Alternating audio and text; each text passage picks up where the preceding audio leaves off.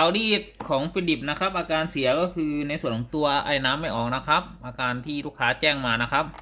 เดี๋ยวผมทำการเปิดเครื่องเพื่อเทสเครื่องดูก่อนนะครับ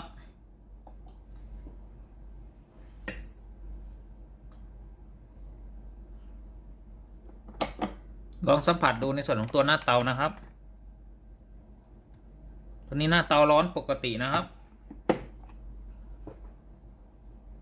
เปิดสักพักหนึ่งเลยนะครับยังไม่ได้ยินเสียงปั๊มน้ำทำงานเลยนะครับปกติน่าจะได้ยินเสียงปั๊มน้ำสูบน้ำเข้าในส่วนของตัวหม้อต้มเนี่ยนะครับ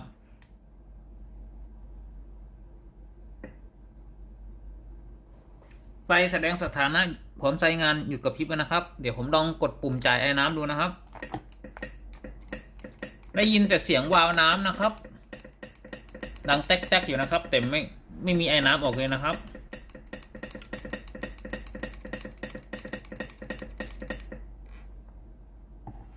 จากการวิเคราะห์เบื้องต้นนะครับตัวนี้ไม่ได้ยินเสียงในส่วนของตัวปั๊มน้ำทำงานนะครับเดี๋ยวผมจะพาตรวจสอบในส่วนของตัวปั๊มน้ำและในส่วนของตัวหม้อต้มนะครับว่าหม้อต้มร้อนหรือเปล่าปั๊มน้ำไม่ทำงานนะครับผมจะทำการเปิดในส่วนของตัวจุกหม้อต้มนะครับว่ามีน้ำหรือเปล่านะครับ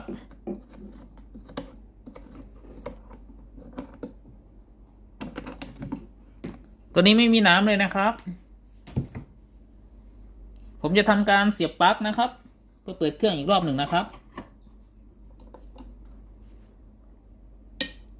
ได้ยินเสียงวาล์วรีเซ็ตเลยนะครับ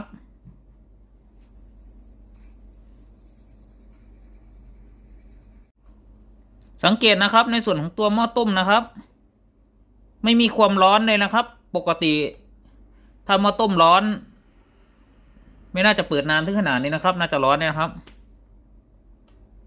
ไม่มีไอความร้อนเลยนะครับผมในส่วนของตัวหม้อต้มนะครับ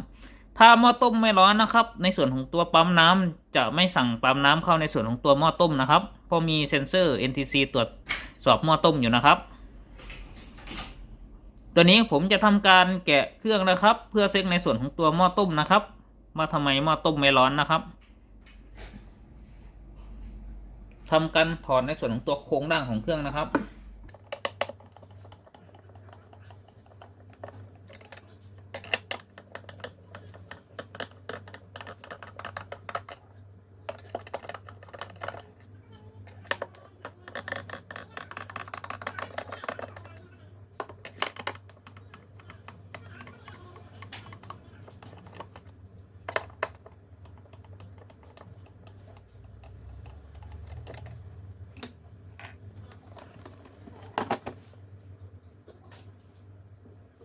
การถอดโครงบนออกนะครับ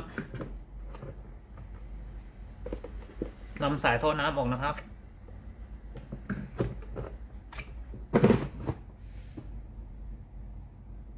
อาการวิเคราะห์อาการเสียเบื้องต้นนะครับก็คือในส่วนของตัวหม้อต้มคือตัวนี้นะครับไม่ร้อนนะครับผมจะวัดไฟที่จ่ายไปเลี้ยงในส่วนของตัวหม้อต้มนะครับว่ามีไฟจ่ายไปเลี้ยงหรือเปล่านะครับทำไมในส่วนของตัวหม้อต้มถึงไม่ร้อนนะครับสิ่งนี้คือในส่วนของตัวบอร์ดนะครับที่ใช้ควบคุมการจ่ายไฟไปเลี้ยงในส่วนของตัวหม้อต้มและในส่วนของตัวหน้าเตานะครับสายไฟที่ไปเลี้ยงในส่วนของหม้อต้มนะครับก็คือในส่วนของตัวสายสีแดงนะครับคือเส้นนี้นะครับ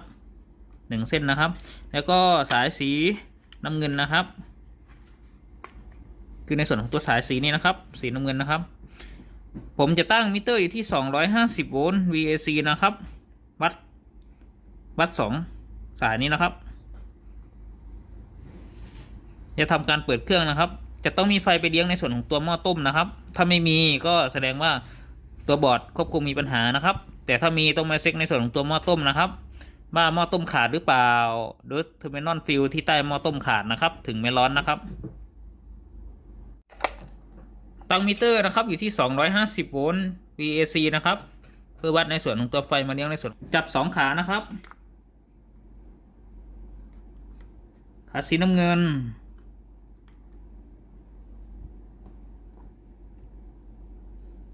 ขาสีแดงนะครับทำการเปิดเครื่องนะครับ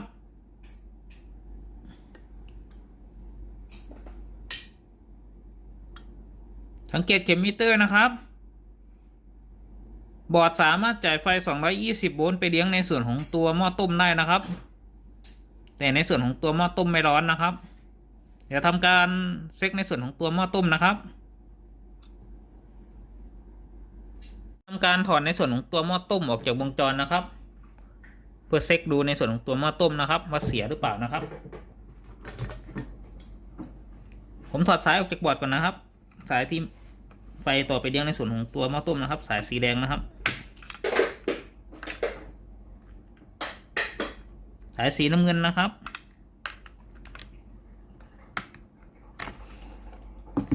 ในส่วนของตัวสายเซ็นเซอร์ด้วยนะครับ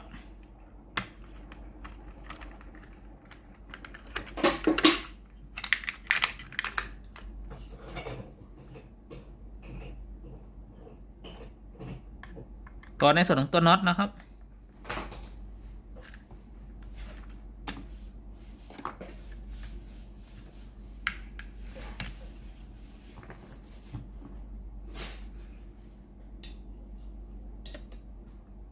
ถอดในส่วนของตัวล็อก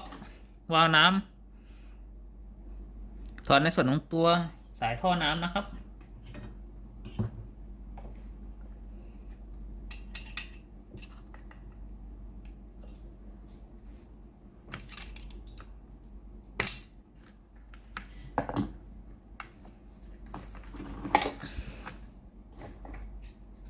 สายไฟที่ต่อมาเลี้ยงในส่วนของตัวอิเล็กโทรวาลวนะครับ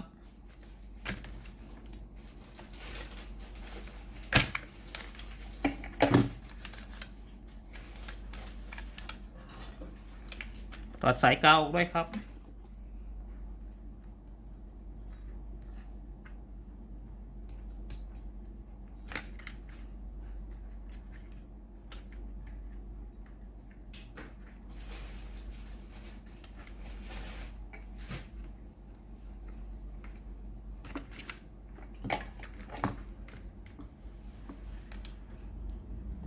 น็อตอีกตัวครับ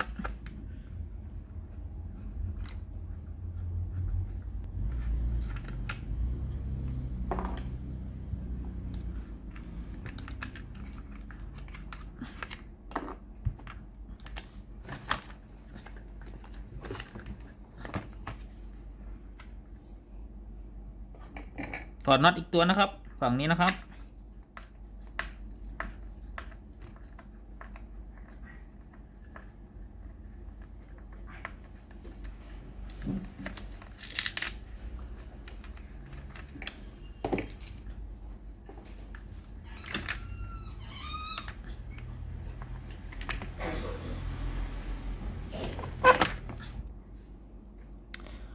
ตัวนี้คือในส่วนของตัวฮีตเตอร์ของหม้อต้มนะครับประกอบด้วยขาฮีตเตอร์2ขานะครับแล้วก็เทอร์มินอลฟิล2ตัวนะครับ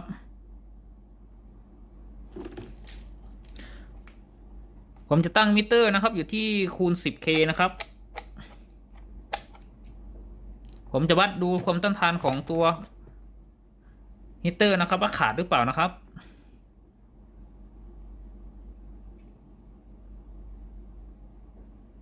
ตัวนี้วัดไม่ขึ้นเลยนะครับถ้าวัดไม่ขึ้นอย่างนี้แสดงว่าฮีตเตอร์ขาดนะครับสาเหตุที่ทำให้หม้อต้มไม่ร้อนนะครับในส่วนของตัวฮีตเตอร์ขาดนะครับตั้งมิเตอร์อยู่ที่คูณ 1นะครับผมจะวัดในส่วนของตัวเทอร์มินอลฟิลนะครับ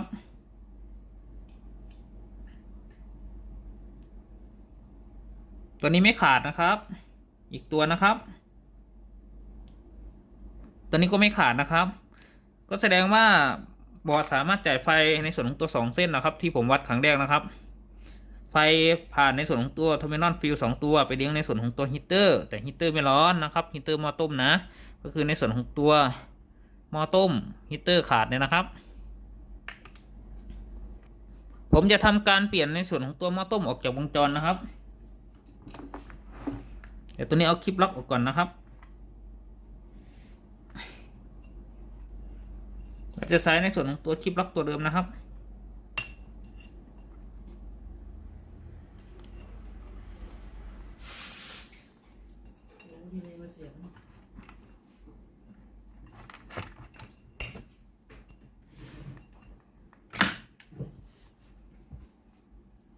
เอาท่อยางออกก่อนนะครับ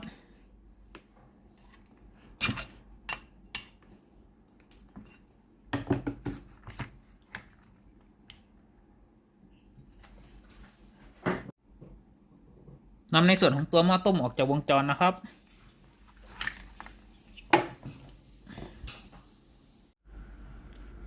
ผมจะวัดเปรียบเทียบนะครับระหว่างหม้อต้มตัวใหม่กับตัวเก่านะครับตัวนี้คือหม้อต้มตัวใหม่นะครับตัวนี้คือในส่วนของตัวหม้อต้มตัวเก่านะครับตั้งมิเตอร์นะครับอยู่ที่คูณ10นะครับจะวัดความต้านทานนะครับผมจะวัดในส่วนของตัวใหม่ก่อนนะครับ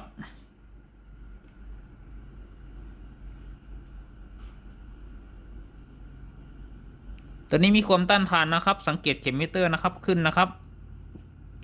ส่วนตัวเก่านะครับตัวนี้ไม่มีความต้านทานนะครับตัวนี้เป็นฮีตเตอร์ขาดนะครับถ้าทำการสั่งในส่วนของตัวหม้อต้มนะครับก็จะมีในส่วนของตัวอิเล็กโทรวาล์วมาด้วยนะครับตัวสวิตช์เซฟตี้และในส่วนของตัวเทอร์มินอลฟิลนะครับ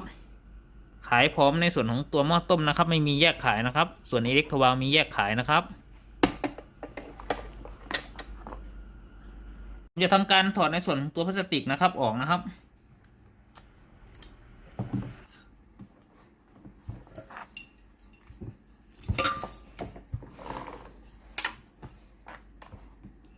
นำมาใส่ตัวใหม่นะครับตัวใหม่ไม่มีมานะครับ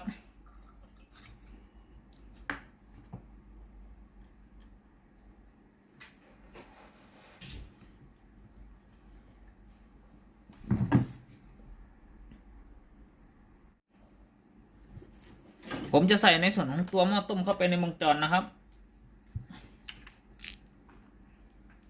ใส่ลูกยางก่อนนะครับ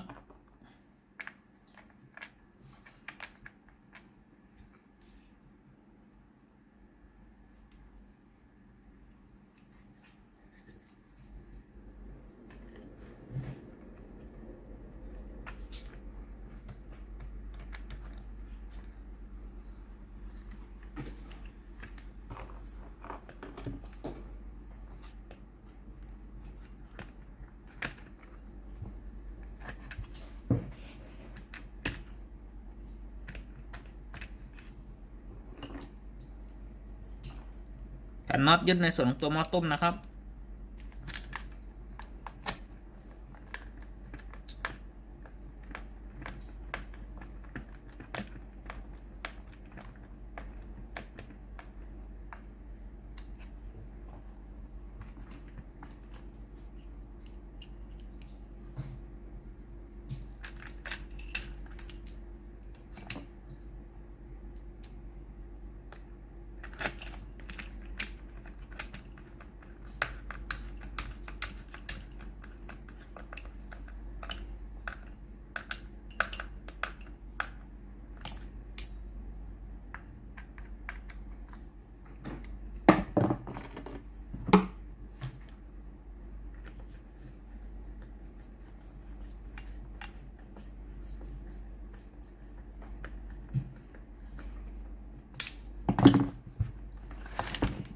ใส่สายเซ็นเซอร์นะครับ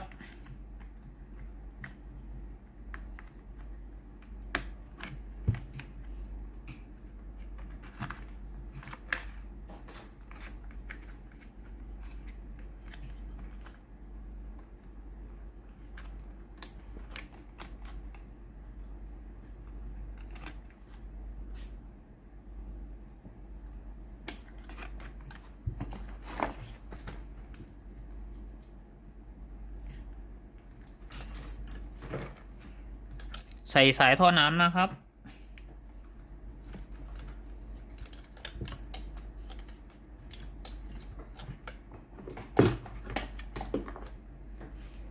สายคลิปล็อกสายนะครับ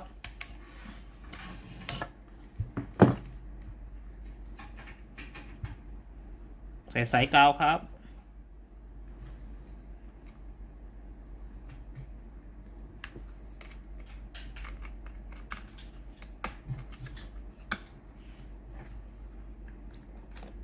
เสียบสายในส่วนของตัววาล์วน้ำนะครับไฟมาเลี้ยงนะครับ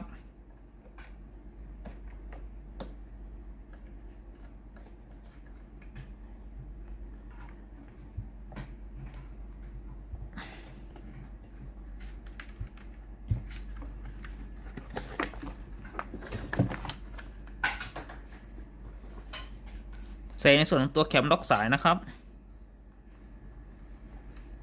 ใส่ท่อยางเข้าไปในส่วนของตัวหม้อต้มนะครับ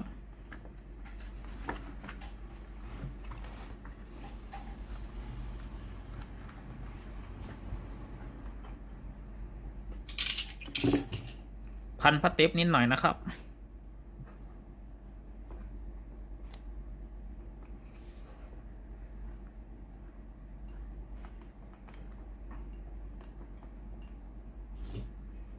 ใช้ครีมหนีบให้แน่นนะครับ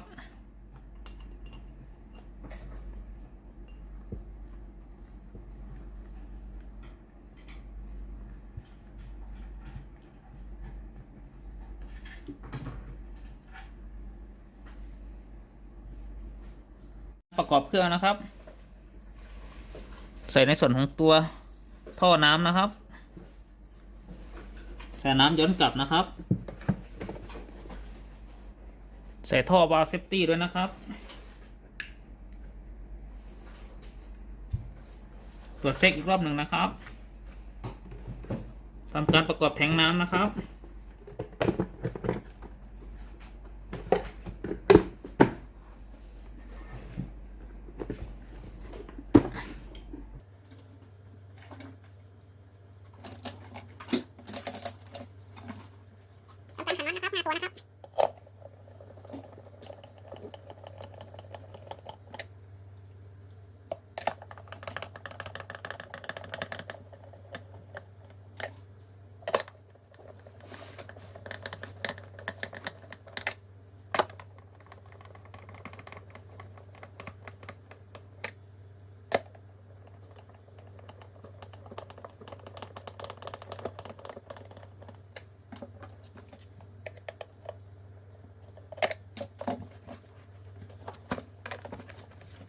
เมื่อผมทำการเปลี่ยนในส่วนของตัวหม้อต้มเสร็จแล้วนะครับเดี๋ยวผมเทสเครื่องดูอีกรอบหนึ่งนะครับ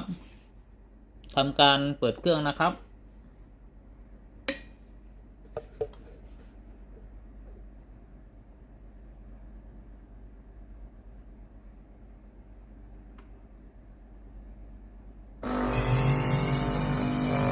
จะได้ยินเสียงปั๊มน้ำนะครับผมเมื่อหม้อต้มร้อนเนี่ยนะครับจะได้ยินเสียงปั๊มน้ำนะครับปั๊มน้ำเข้าเครื่องนะครับตัวนี้หม้อต้มร้อนเนี่ยนะครับเดี๋ยวผมทำการปิดเครื่องก่อนนะครับ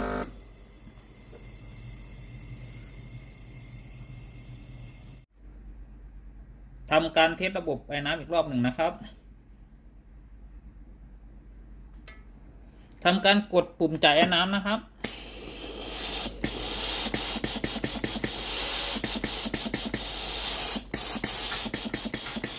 ตัวนี้ไอ้น้ำออกปกติเลยนะครับ